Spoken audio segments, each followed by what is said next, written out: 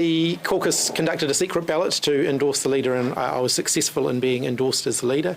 Can I also acknowledge the decision of Kelvin Davis not to continue as the deputy leader of the Labour Party? He'd foreshadowed that a while back that he didn't wish to continue, and congratulate Carmel Sepuloni, who has been elected as the deputy leader of the New Zealand Labour Party. We are looking forward to the next 3 years in Parliament. We've got a big job to do as the opposition in holding the government, once it has been formed, to account for the commitments and the promises that they have made and for their own performance in office. It is a big and important job.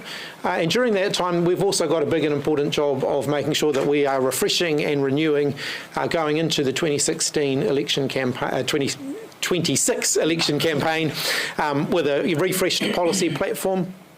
Which we'll absolutely be doing as well. So a lot of work ahead of us, and we're looking forward to getting into that. Isn't it time to refresh the leadership? No. Why not? Look, we've only actually, between the two of us, been in these roles effectively for 9 months now. 2023 was a tough election campaign for us, and we'll take some time to digest the result and to reflect on that and to look at the reasons for that. But we know that actually many of the seeds of our defeat were sown well before we actually became the leadership team. Do you commit to staying on the vote? Was it a unanimous vote? It's a secret ballot. I know the threshold was met. I don't know whether there was any dissenting, but there was certainly, we had a good constructive discussion. Nobody indicated that they weren't going to be supporting that motion. What can you tell us about... How many candidates? Well, it's an endorsement vote, so there was only one candidate. That was me. Well, you were the leader of the Labour Party going into the 2026. What can you tell us about the discussion that you had about the defeat and maybe some of the things that you talked about came to a conclusion and how to look forward? I think it was a very constructive discussion, and it was actually very forward-looking. So it was, where do we go from here, rather than necessarily, going back. I think everybody acknowledges that when you've lost, you do have to take stock. You need to look at a little bit around, around the reasons for that, and we'll take some time to do that and to understand that, and some time to listen and to reconnect is actually also really important. So one of the things that you get to do more of in opposition than you do in government is actually get out and about amongst the communities that you represent and really kind of understand how they're feeling, and we'll be doing that. What messages were given to the caucus about the need for unity, about I suppose this crucial period as you come out of government and into opposition, and expectations of the caucus? Oh, look, I don't think we needed to give the caucus any messages about that. I think everybody understands the importance in modern politics of being a strong, stable, unified team. Can I just clarify Kelvin Davis standing aside from the deputy position? Is he standing down from Parliament altogether?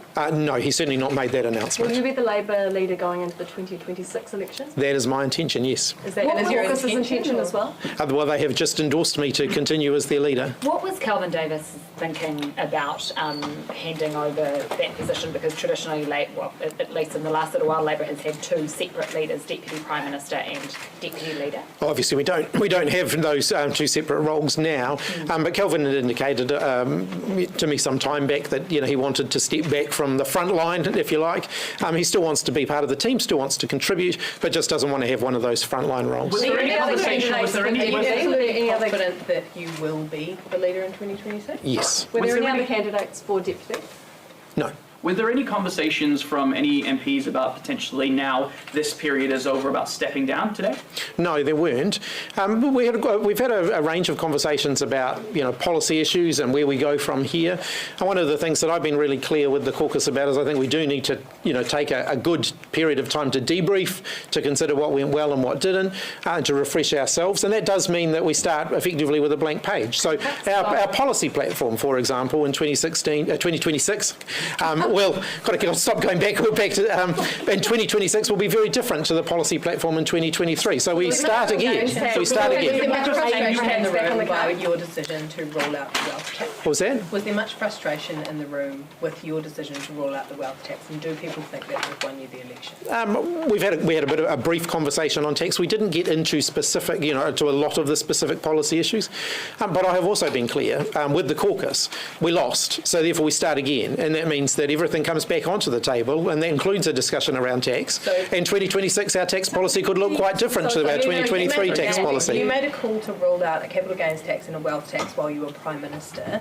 Does that call still exist while you were Labour leader? What I said, and if you go back to the wording that I made at the time, was that I was setting our tax policy for the next term of government, and I said very clearly at the time that we would do it term by term.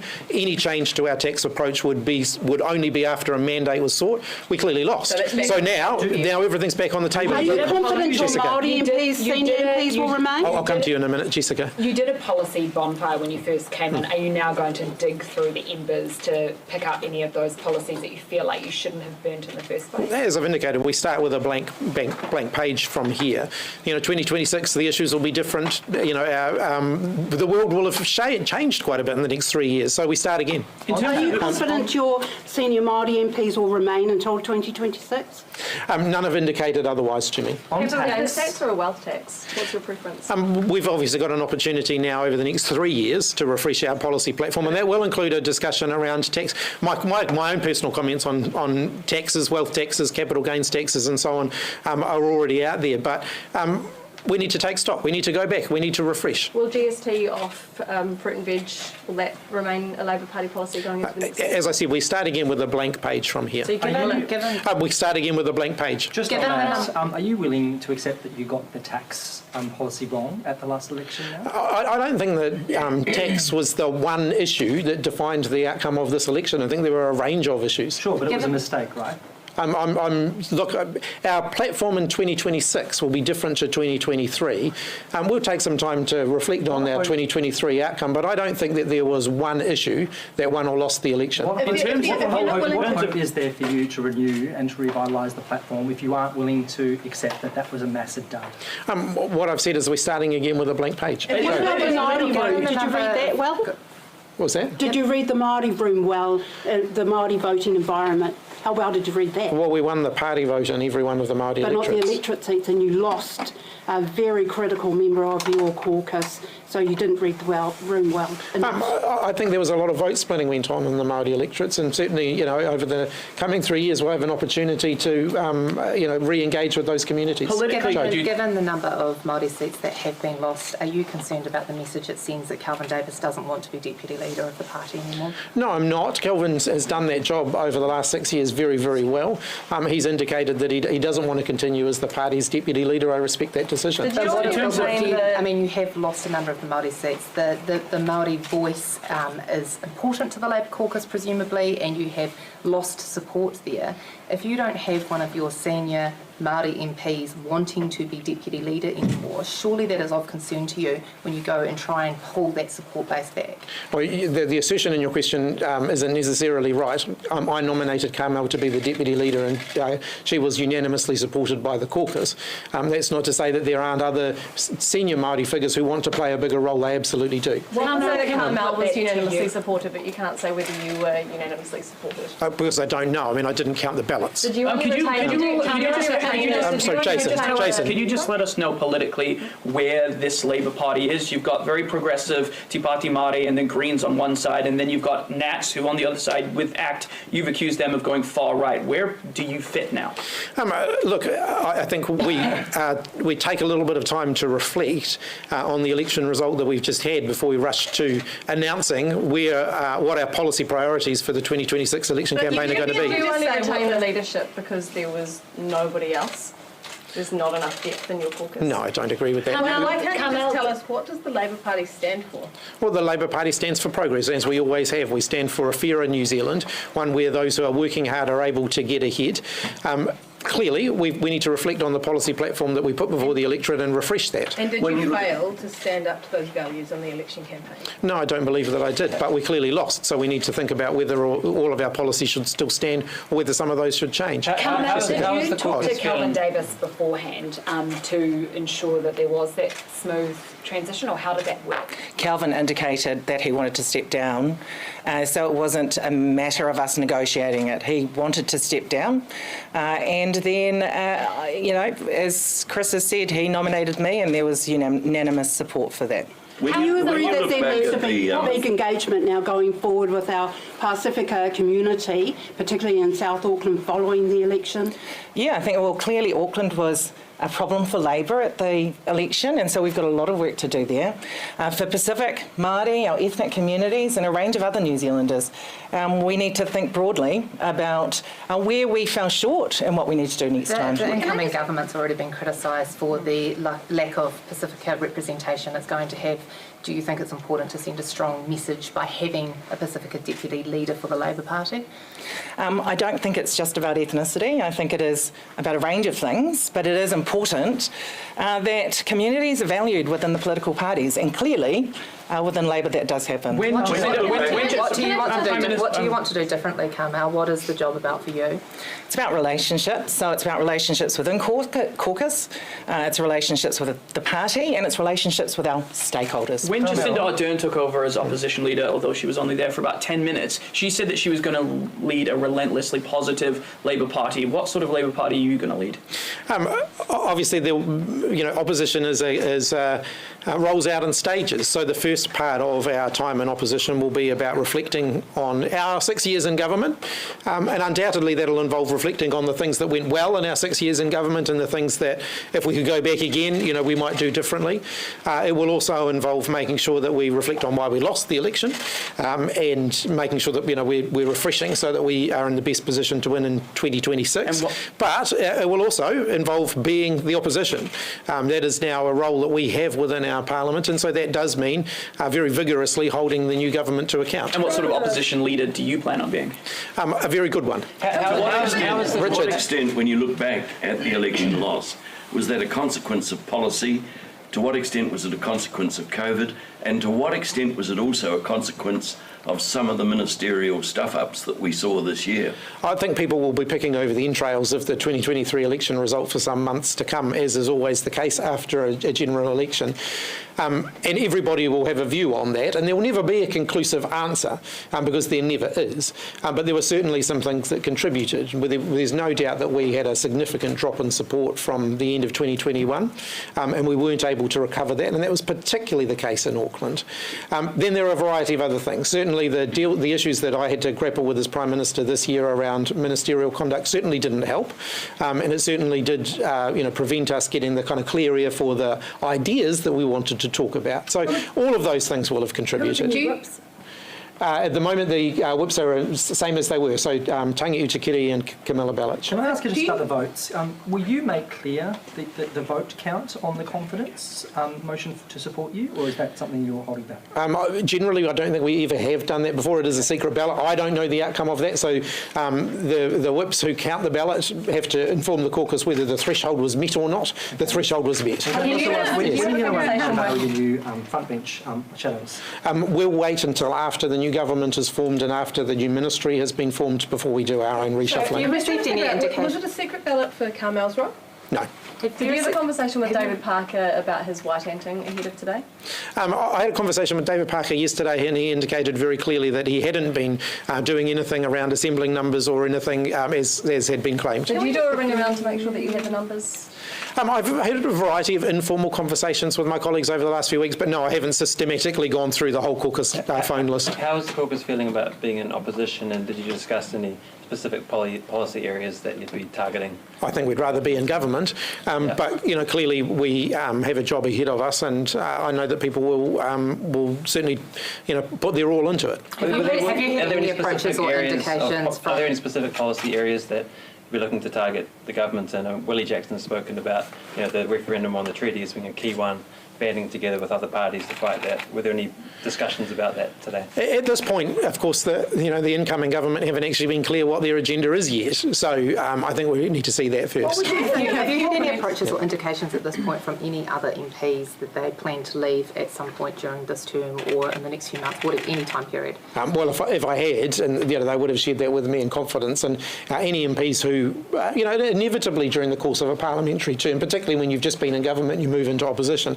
There will be people who consider their own futures, but I leave that to them to make their own decisions and their own announcements on that. But do you anticipate a lot of people having to rethink over that summer period, and that there may still be some people come next year who decide actually they don't want to do 3 years of opposition? That is, of course, always a possibility. Would you want to be the leader of the Labour Party? Yes. There are obviously talks still going on, but as the proposal stands at the moment for ex-treaty referendum, what impact would that have if that gets over the line in the new government? I think a referendum on the treaty would be a massive step back for New Zealand. It would be incredibly damaging to social cohesion within New Zealand. It would not lead to any kind of constructive outcome. And I hope that the National Party have the good sense to not agree to anything like that. David Seymour says that it's a discussion that should be had. Do you see that there is any forum or way that race relations and the way forward in constitutional arrangements could be had without it being divisive? I think ongoing discussions around our constitutional arrangements, ongoing discussions around race relations in New Zealand, where they're conducted respectfully and constructively, are important. I don't think a referendum is going to lead to that kind of discussion. And Carmel, can we just have a couple of words about Pacific Islands Forum? You're often a kind of unusual situation. So what is going to be your and Brownlee's presumably approach in terms of representing New Zealand? So we've spoken a couple of times. The good thing is that we have travelled abroad to the Pacific together before. Clearly, we do have a shared agenda of making sure that the relationship between New Zealand and Pacific nations is strong, and that's the platform that we go in on. Are you going to have the access that's required in the Pacific at such an important time to like those leadership summits or anything? Or I do. Be quite limited, so you'll be there in that leadership. So I do. There's a period of time where we split off. So I do the Pacific Leaders Retreat stuff, which is exclusively for leaders, and Jerry Brownlee will do other things at that time. But we'll work together as much as possible. I'll share as much information with him as I can, and certainly we're not making this a party political thing. This is about New Zealand and the Pacific. What's the message you'll be taking to Pacific leaders from New Zealand at this time? That relationships are the most important thing for us. That strategically the Pacific region is of the utmost importance for us, and that we want to continue to work on all of the shared challenges that we face. How does it work for the leaders retreat exactly, given that you will be there and obviously Jerry Brownlee won't? If there's live issues that come up and there's potentially votes or anything like that you can't sort of plan for, how are you going to deal with that on the day? Still have an official, so we can talk through that. We'll try and preempt as much as we can, and I'll have those discussions with Jerry. The ethnicity agenda is really important to us. So given that, He Wahine and Pasifika, it is really important, particularly for our kōrero, when they're dreaming dreams and they're sitting in their garages in South Auckland particularly, that this is something to aspire to. It is important to us. It is important to us, and I'll do my best to represent and to honour, I guess, those aspirations that are there. Has Jerry given you any indication that he may be the Minister of Foreign Affairs? No. Carmel, why didn't you decide to run for the Labour leadership? And do you? Pardon? Why did you decide not to run for the Labour leadership? I have no aspiration to be the Labour leader. I feel I feel very honoured to be selected as the deputy leader of the Labour Party. So, do you think it's appropriate for MPs to use the phrase "from the river to the sea" when talking about the Israel-Palestine conflict? It's certainly a very loaded statement, and so whilst I understand it can be interpreted in a number of different ways, it's certainly not a statement that I would use. See it as parroting Hamas? Like I said, it can be interpreted that way. It can be interpreted in a number of different ways, but it certainly can be interpreted that way. So it's not a phrase that I would be using. Sorry, can we just stay on that for a minute? Yeah. Have you told your caucus specifically not to use that phrase? No, I haven't, but I don't expect to see any of them using it. How do you think the formation of the government's going? Difficult to know from the outside. There's not a lot of information in the public domain about that, but we've got the results now, so I hope that they can get their act together relatively well. That's the wrong phrase, really, isn't it? I hope they can sort themselves out relatively quickly. You worked with Winston Peters. You've sat on the cabinet table with him. What do you say to Christopher Luxon trying to negotiate this right now? Good luck. Do you think that this is, I mean, you made a pretty pointed comment there about the fact that it's kind of being done behind the scenes. Do you think that there's too much secrecy going on here and the New Zealand public deserves to know a little bit more than what we're getting? Look, that's really a question for them. I mean, I think if it goes on for much longer, I think that they will certainly owe the New Zealand public a bit of an explanation as to where their discussions have got to. Do you think it's important to that APEC meeting? I think it would be better for New Zealand to be represented by the incoming government at a meeting of that significance. What's the contingency planning for that? Has there been any discussion about who would go if there isn't a government formed? I certainly hope that they could sort themselves out before Why then. did you rule out a capital gains tax and a wealth tax in the first place?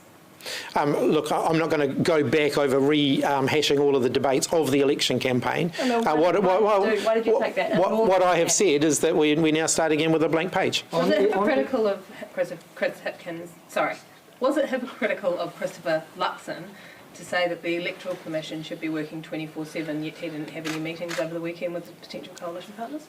I would expect them to be working very hard at the moment to pull a government together as quickly as possible. I think that, Christopher Luxon indicated during the election campaign that he was going to be working around the clock as soon as the election was over to pull a government together. I've kind of lost count of how many weeks it's been now, but it's certainly been a long time, and I think New Zealanders deserve to know what their new government is going to be. On Israel-Gaza, with the mounting death toll in Gaza, particularly of children, does that raise your hopes, or does it raise pressure that New Zealand might call for a ceasefire?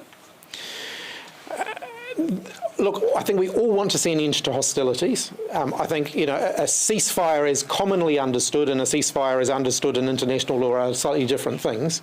But I think we would all like to see an end to people attacking each other. But why not the ceasefire that the UN has called for in many other nations? And in this case, it's not a military-to-military conflict. It's a terrorist organisation to a state military conflict. But of course, we want to see an end to hostilities. So is this just pedantic language use? No, and the question that I was asked last week was whether it was why the resolution that New Zealand had supported hadn't called for a ceasefire. There is not sufficient support for such a resolution to be passed at the moment. That's not to say that New Zealand wouldn't support something that looked like a ceasefire if that was possible. We certainly want to see an end to the hostilities. We've called for a pause in hostilities. By any other name, that's a ceasefire, so that humanitarian aid can be delivered, so that we can actually get people around, so that people can get around the table and actually start talking about the future. Are you surprised by the reception that Phil Twyford got at that rally the other day?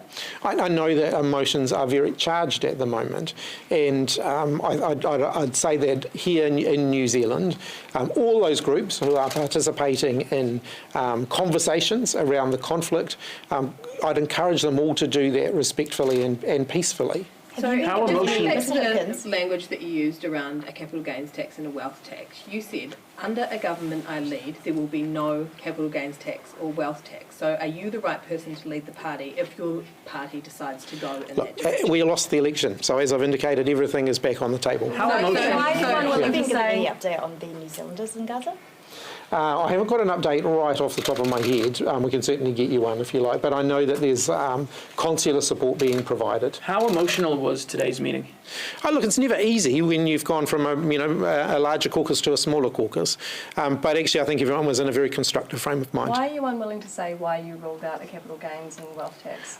Is it because you got it wrong? No, as I've indicated, it's a blank page from here. Yeah, but and why so, did you rule it out in the well, because I'm not going to go back and have debates that have now passed. The election, we lost the election, and so now we have to think about what the next 3 years looks like. If you're unwilling to admit your mistakes, how can you learn from them? As I've indicated, I don't want to rule things in or out at this point. We lost the election, therefore we need to go back to the drawing board. We did this dance for 6 months before you ruled out a capital gains tax. How long is it going to take this time? Well, we lost the election, so we've got 3 years to come. We've got 3 years to come up with our policy platform for the next election. A potential capital gains tax. Well, yeah, your party. you can continue to ask if you want to. Back in July, you said, I'm confirming that under a government I lead, there will be no wealth or capital gains tax after the election. End of story. Yeah. After the election. We lost the election. Yeah, I know that. So there clearly won't be. After the election. So it's not the end of story. After the election, no capital gains tax or wealth tax. No, well, we lost. I know that. We're after the election and you're bringing it back. Does that statement indicate, you could read that statement as saying under your leadership you would never introduce a capital gains or wealth tax, so is that not, is that an incorrect interpretation? That isn't actually what it says. It says after the election, and it is now after the election. We lost the election. It says under the government I lead, there will be no wealth tax or capital gains tax After the election. End of story. And we lost the election. But the story. Richard, I'm not sure how much clearer that can be than that. Richard. How will you involve the party at the LEC level, at the Policy Council level, in this review of all your policy? Yeah, so we've started to have a conversation about the process. Obviously, there are internal processes that the party has as of default. So we have a series of regional conferences and then a national conference next year and the year after. And there's often debate on policy remits during that period. But we will also make sure that we have the opportunity to go backwards and collect the thoughts of our party members. That is happening at the moment.